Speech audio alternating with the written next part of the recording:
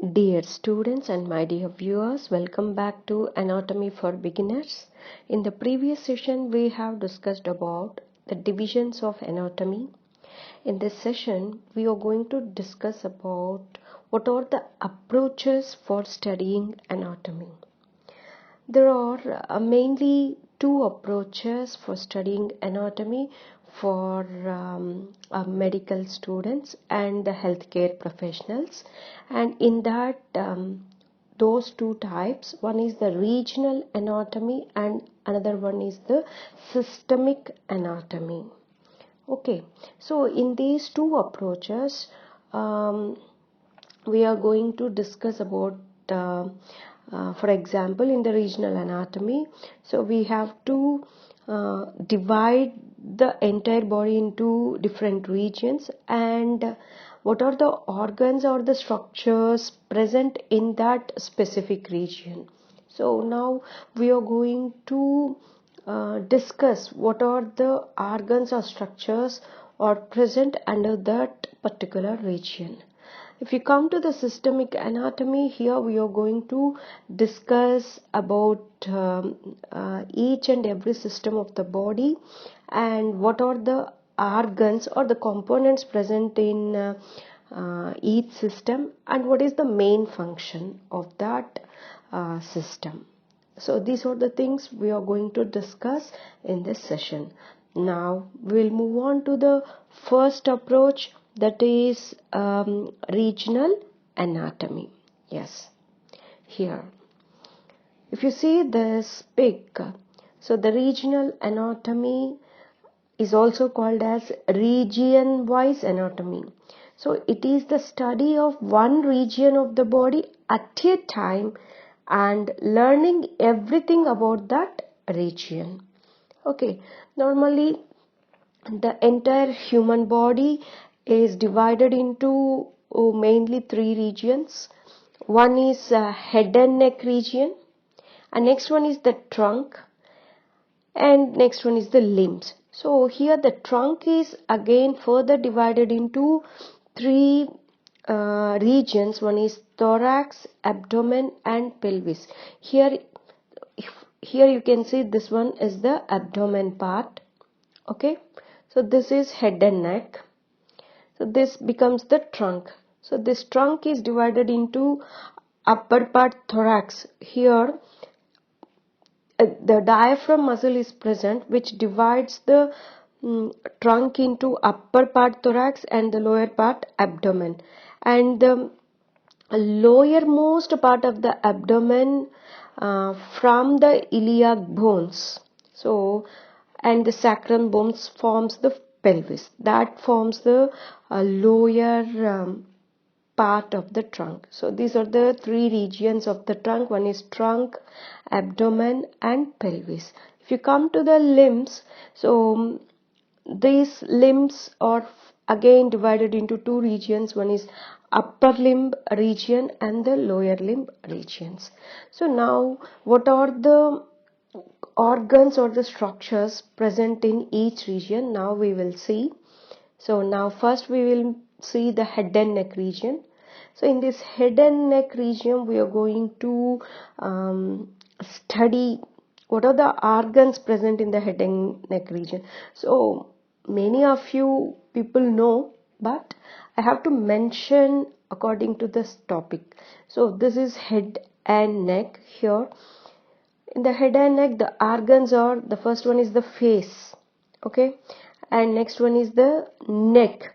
So on the face you are going to study another organs or the eyes, nose and ears, and next one is the mouth. So here you can see the mouth.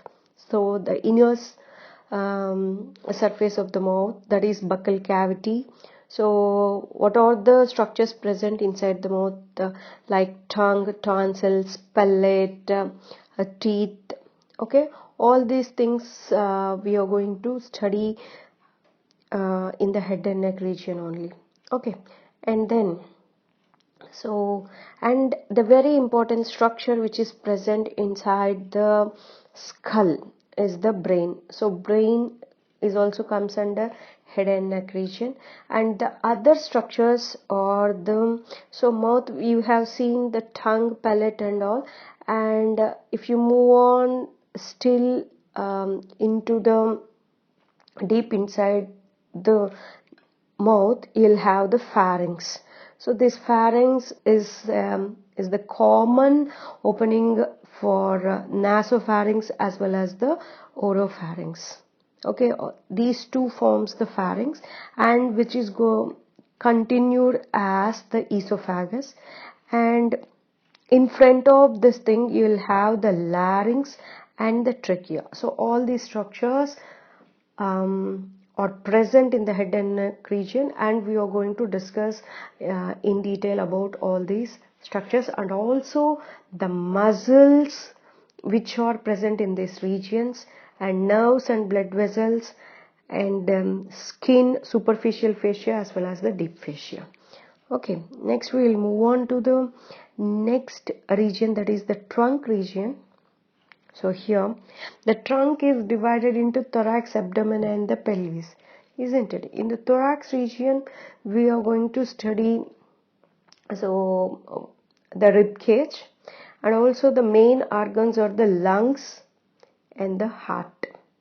Okay, if you consider this abdominal region, that is the middle part of the trunk, we are going to discuss the digestive system. Under this many organs we are going to discuss, that is stomach, spleen, small intestine, large intestine, liver, gallbladder.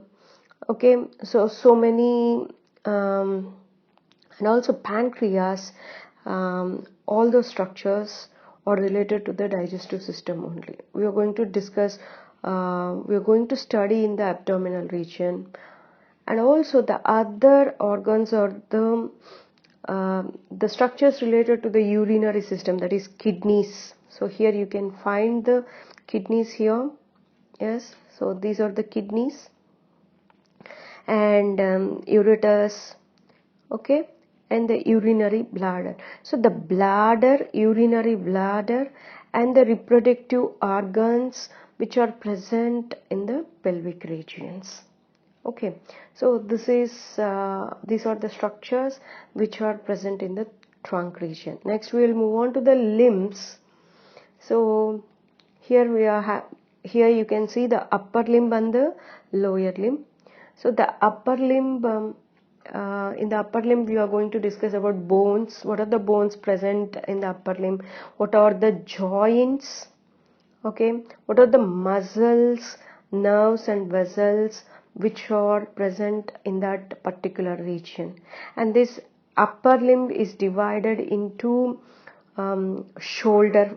First one is the shoulder, here the shoulder thing, and from shoulder to the elbow you will have the arm, and from elbow to the wrist, this one is called as forearm, and next one is the wrist and hand. So these are the parts of the upper limb. We are going to discuss and we are going to study the upper limb like that only. Arm region separately, forearm region, hand region, like that we are going to study.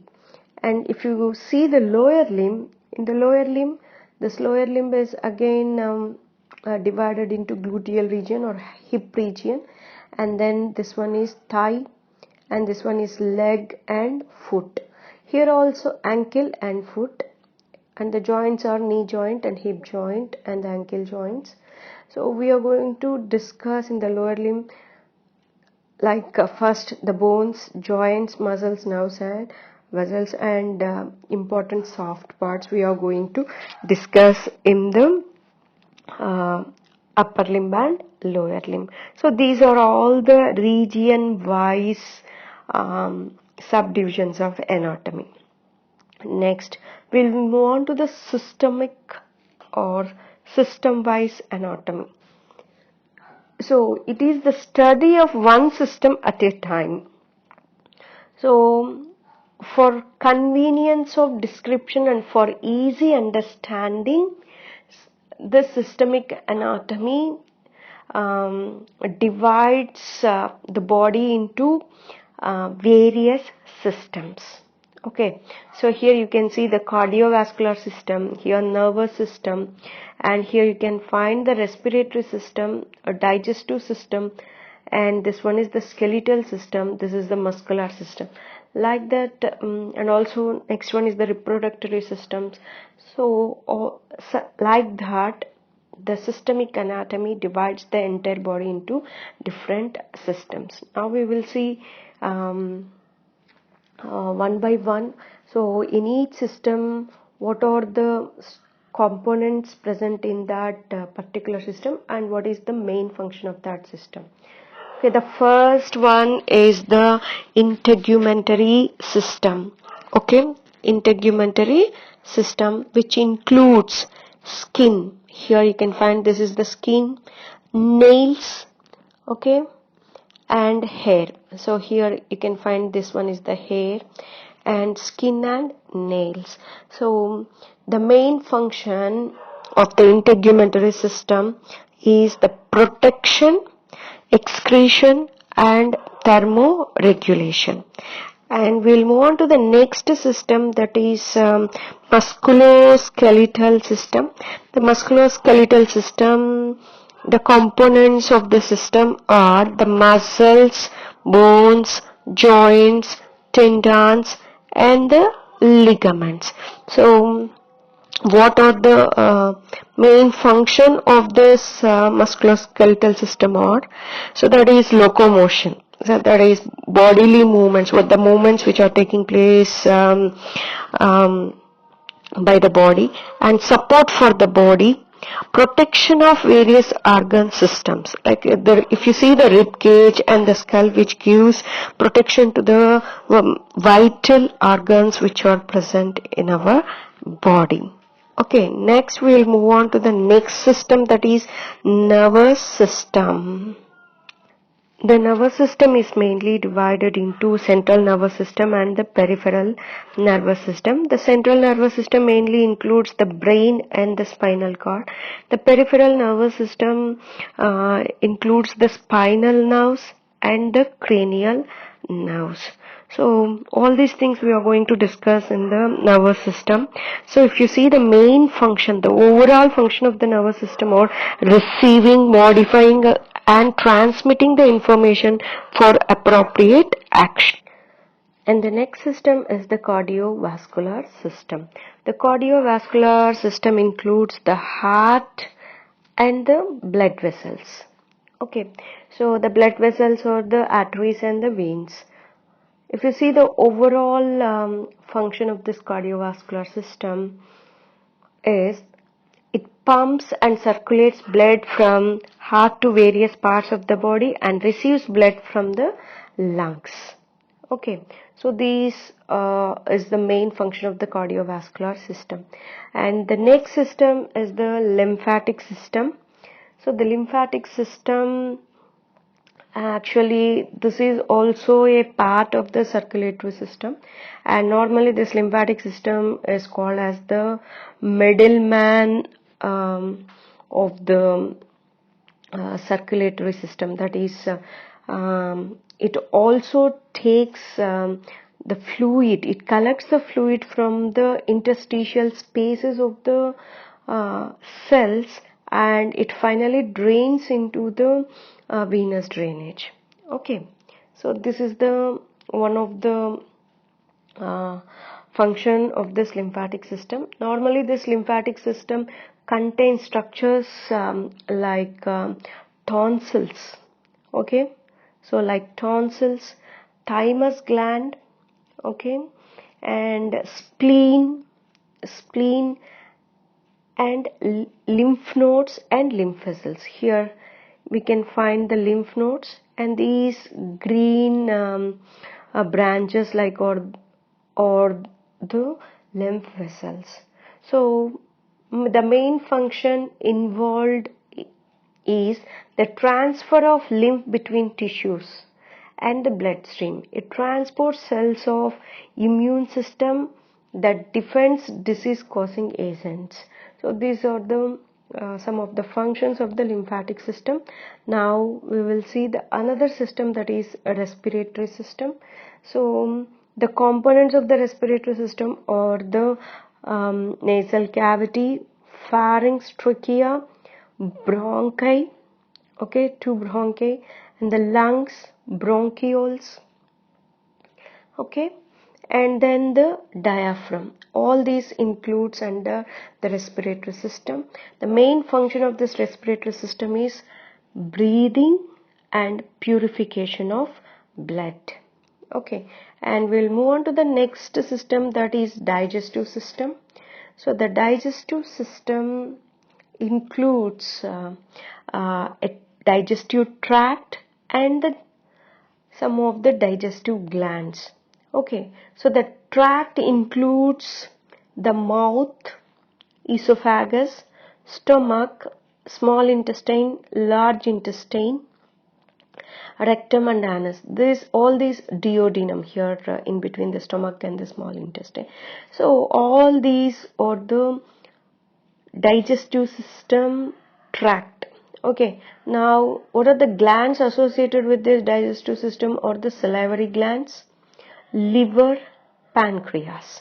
So these are the glands which are associated with this digestive system. So the main function of this digestive system is the digestion of food and excretion of undigested food. Okay, next system is the urinary system. So the urinary system includes the kidneys, okay, right kidney, left kidney, and the ureters, a pair of ureters, bladder, and you'll have the urethra. Okay, so the main function of the urinary system is the maintenance of fluid, electrolyte balance, and excretion of urine. Okay, these are the main function of the urinary system. And next we will move on to the other system, that is reproductive system.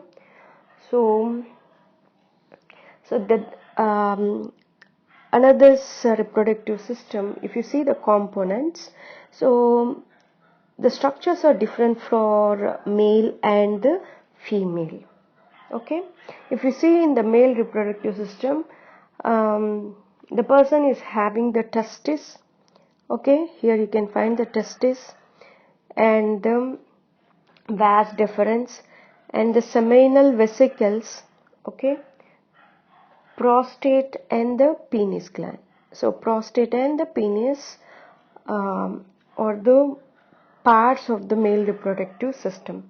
If you see in the female, so ovaries, so a pair of ovaries are present, and then the fallopian tubes, uterus, and the cervix and the vagina, and also the mammary glands. So these are the structures which are related to the reproductive system. So if you see the function of this reproductive system, so formation of gametes by ovary and testis, fusion of gametes in uterine tube is called as fertilization. After the fertilized ovum and its growth in the uterus, so here the growth in the uterus as embryo and fetus, growth of fertilized embryo in uterus, secretion of milk by the mammary glands in females. So these are some of the functions of the reproductive system. Next we will move on to the next system, that is the endocrine system.